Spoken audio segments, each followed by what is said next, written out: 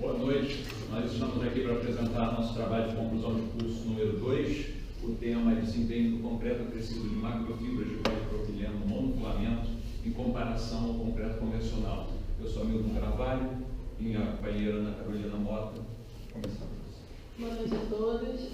Falando um pouquinho de concreto, ele é um material amplamente utilizado na construção civil devido às inúmeras características que ele possui.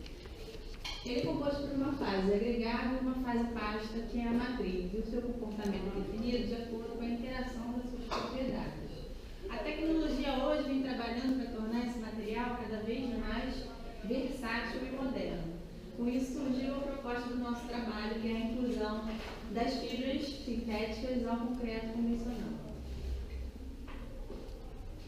A fibragem de concreto é um método já utilizado há alguns anos com o intuito de agregar benefícios estruturais e reduzir a propagação de fissuras. Existem vários tipos de fibra no mercado, e sintéticas.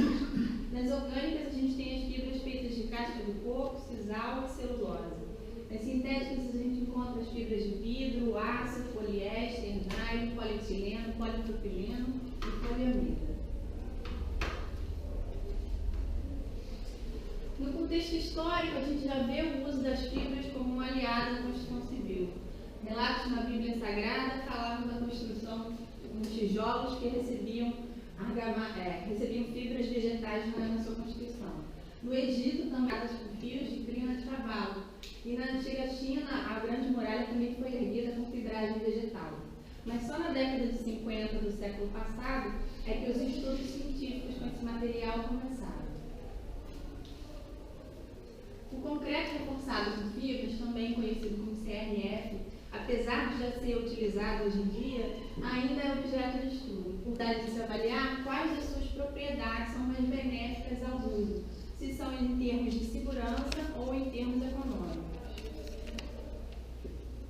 O nosso trabalho tem por objetivo justamente comparar o concreto convencional ao concreto com adição de fibras, para tentar provar se existe ou não um aumento da resistência estrutural e da compressão, tanto tração direta. Comprovar se existe o controle e a progressão das fissuras também.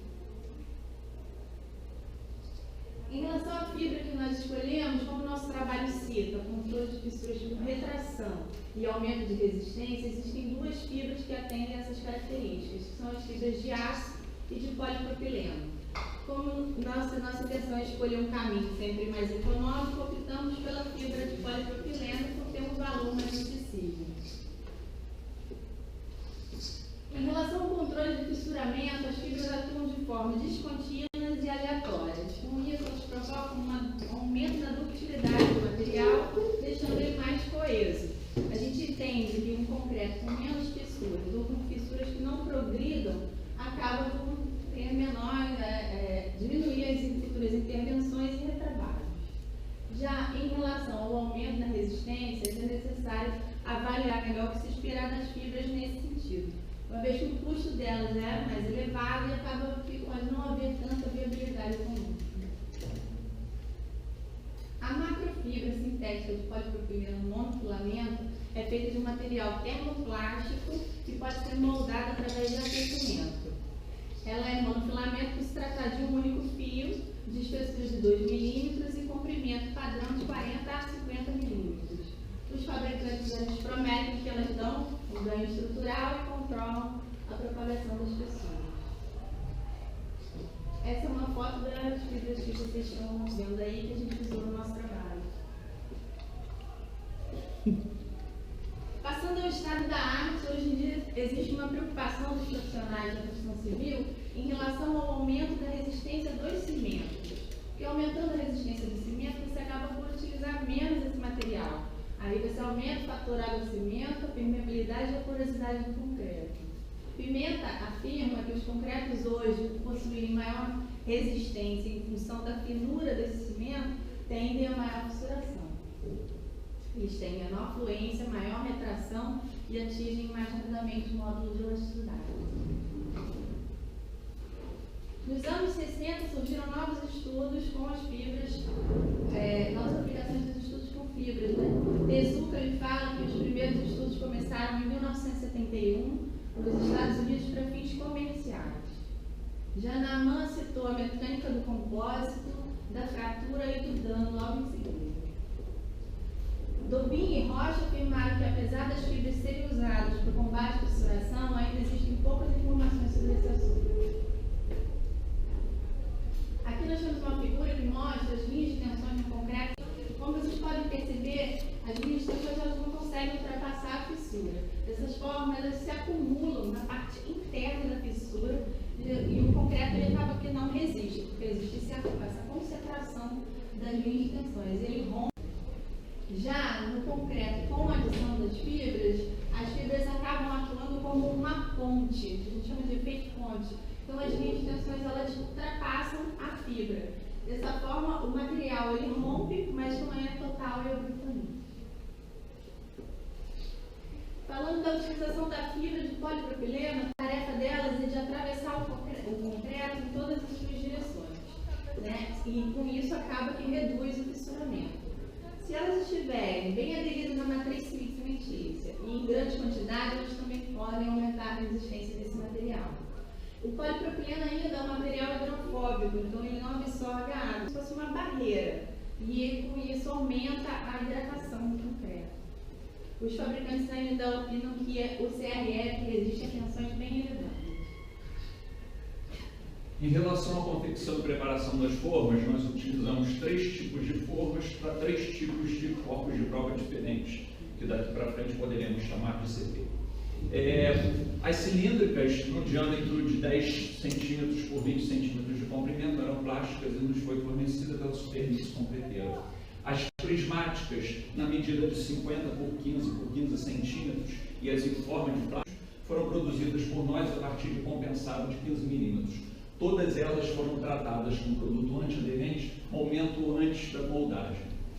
Para falar da moldagem pura dos corpos de prova, necessário se faz falar antes da dosagem do concreto. Por isso nós preparamos um vídeo e durante esse vídeo eu vou colocando as informações pertinentes para vocês.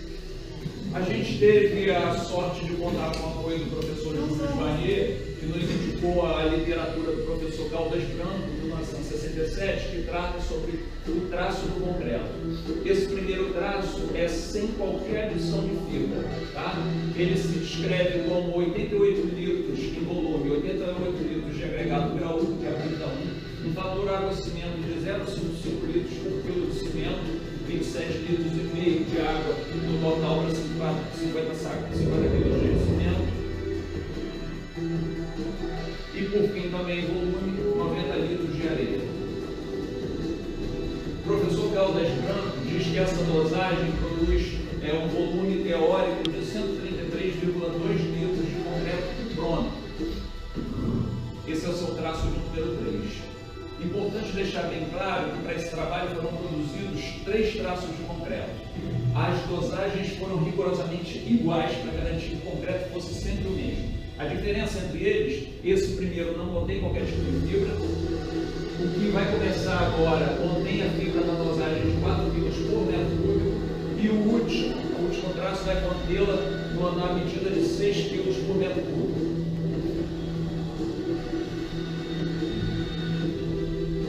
Para a dosagem de 4 kg, ainda levando em consideração o volume teórico de 133,2 Caldas Branco, nós calculamos a necessidade do uso de 533 gramas de fibra, que foi adicionada ao concreto junto ao agregado graúdo, que é a brita 1 já umedecida. Para 533 gramas de fibra, existe uma margem de erro de 2% para mais e para menos, por volta de 11 gramas.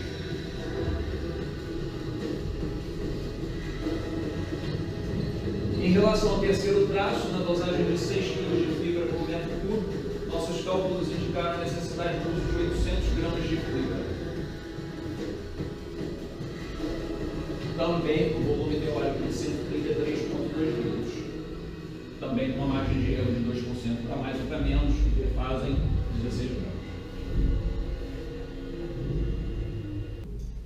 Da mesma forma, nós produzimos um vídeo para descrever para vocês a moldagem dos corpos de prova. De novo, eu vou fazendo as intervenções durante o vídeo. Todos os 3 traços sofreram um teste de abatimento, que é o slam test. Ele é balizado pela NBR NM67 e ele se descreve como o preenchimento do cone de prova em 3 camadas, cada camada recebendo 25 golpes de barra de socamento. Após seu preenchimento, o funil de recepção é retirado, seu topo é acertado e o cone é retirado de forma uniforme e constante. Seu próprio corpo serve de gabarito para a medida do abatimento. Isso garantiu que os 3 traços tivessem sempre a mesma consistência, ou seja, o concreto era sempre o mesmo. Depois dos testes, partimos para o preenchimento dos moldes. Isso foi balizado pela NBR 5738, que diz que os corpos de prova cilíndricos e prismáticos têm que ser preenchidos em 2 camadas, e cada camada tem que ser adensada independentemente. Já o corpo de prova em forma de placa, que não é objeto de uma norma, foi preenchido apenas uma camada.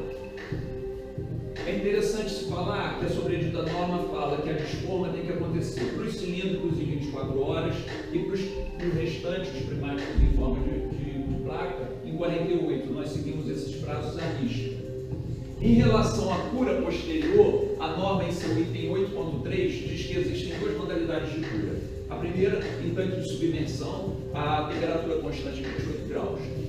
A segunda modalidade de cura, dentro do ambiente da própria obra, para simular o que acontece com a estrutura real. E essa foi a nossa opção. Os corpos de prova foram curados, onde foram produzidos, no canteiro de obra do Residencial Francisco de Goiás, em São Pedro da Aldeia.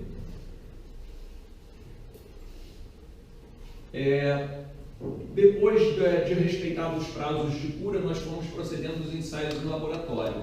Nós fizemos um último vídeo, né? É o último vídeo que eu falo dos ensaios. Importante falar, antes de botar para correr para vocês, que esses ensaios foram balizados por 2 normas. A 5739, concreto ensaio de compressão para os corpos de prova cilíndricos, e a 12142, concreto ensaio de tração na compressão para os corpos de prova prismáticos. Prensa hidráulica, marca Babitest, ela registra o pico máximo alcançado pelo CP. No caso, é o primeiro teste, um CP cilíndrico sem qualquer tipo de fibra, um ensaio de compressão. Todos os corpos de prova desse vídeo são com a mesma idade, 28 dias. É só para exemplificar. Ele se rompe, é registrado o valor máximo, 15,14 toneladas força, a máquina dá o valor em toneladas força, com nossos cálculos de 18,92 MPa. Segundo teste, dessa vez um CT com fibras, na dosagem de 6 kg por metro cúbico. Também sai de compressão. A máquina registra o pico em tonelada força, 14,66, na transformação para MPa, 18,32. O terceiro ensaio já é um corpo de prova prismático, é um ensaio de tração na flexão. Esse corpo de prova também não tem qualquer tipo de fibra. Vamos prestar atenção no seu comportamento no momento do rompimento. Isso é crucial para esse trabalho. Ele vai aguentar 2,18 toneladas de força. Rompeu de forma abrupta e total, se separa.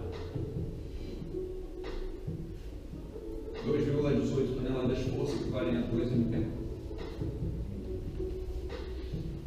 O quarto e último teste, também um ensaio de corpo de prova prismático, também ensaio de tração na flexão, dessa vez com fibra na dosagem de 6 kg por metro cúbico. Da mesma forma, vamos prestar atenção no comportamento dele no momento do rompimento. Ele aguenta quase a mesma coisa, 2,17 toneladas de força. Rompeu. Ele se mantém coeso, parcialmente preservado. O pesquisador continua a imprimir força. Ele não tem mais resistência estrutural, mas não se parte. Mesmo com a força extra, não houve separação abrupta nem total. 2,17 MPa equivale a 2,17 toneladas de força equivale a 1,99 MPa. Nós fizemos cerca de 39 ensaios no Laboratório de Engenharia Civil da Universidade de Estácio de Sá. Depois de todos os ensaios, os dados foram coletados, os cálculos necessários foram feitos, foram conferidos à exaustão e produzimos tabelas. Essa demonstra os resultados obtidos da resistência à compressão dos corpos de prova cilíndricos. Na primeira coluna, a data do ensaio, a segunda, data de cura, o tipo de corpo de prova, se não continha fibra, ou fibra em 4 kg, ou fibra na dosagem de 6 kg, o pico alcançado na máquina em tonelada força, a transformação para newtons e o que importa para a gente, que é a última coluna, sua transformação para MPa, megapascal, que foi consolidado nessa outra tabela de idade de cura por tipo de corpo de prova. 7, 14 e 21 dias, notem que no 28º dia, na coluna em branco, nós fizemos 2 ensaios para cada tipo de corpo de prova e achamos a média aritmética que foi jogada na última coluna.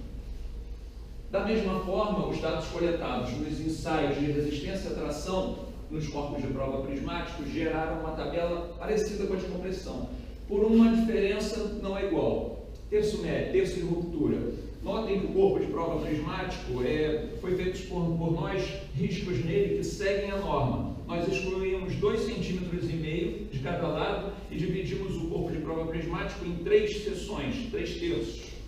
Quando a norma 5739, perdão, a norma 12142 diz que quando a ruptura acontece num terço médio, você usa um tipo de fórmula. Acontecendo nos laterais, é uma fórmula diferente. Notem que todos os nossos corpos de prova prismáticos vão ter um terço médio. Achamos com a mesma fórmula a atração na fricção, e a norma fala que 70% desse valor é a atração direta, é o valor que usamos e foram consolidados nessa tabela. Da mesma forma, de idade de cura por tipo de corpo de prova, também no 28º dia fizemos 2 ensaios para cada tipo de corpo de prova. Em relação aos CPs em forma de placa, eles não sofreram qualquer tipo de esforço ou ensaios de laboratório. Eles foram feitos única e exclusivamente para se observar o aparecimento e progressão de fissuras. Na foto é o mesmo CP, tanto na esquerda quanto na direita. Ele não contém qualquer tipo de fibra. Aos 7 dias, nós observamos e demarcamos em preto 531 milímetros de aparecimento de fissuras lineares. Com 28 dias, nós notamos uma progressão de mais 95 milímetros. Já o CP com fibra, na dosagem de 4 kg, no 7º dia, nós observamos apenas 318 milímetros. E do 8º ao 28º dia, surgiram mais 40 milímetros de fissuramento. Os valores foram consolidados. No total, o CP sem fibra alcançou 626 milímetros de fissuras e aquele com fibra apenas 358. Por fim, as tabelas geraram gráficos para melhor exemplificar o que aconteceu. Esse é o de ensaio de compressão dos corpos de prova cilíndricos. Notem que na primeira idade de cura, que é os 7 dias, o corpo de prova mais resistente, em vermelho, foi o sem fibras, com 13,50. Ele vem seguido em verde pelo corpo de prova com fibra na dosagem de 6 kg e o menos resistente foi aquele que tinha 4 kg de fibra por metro cúbico. Na segunda idade, 14 dias, eles mantêm a mesma ordem, mas se aproximam mais.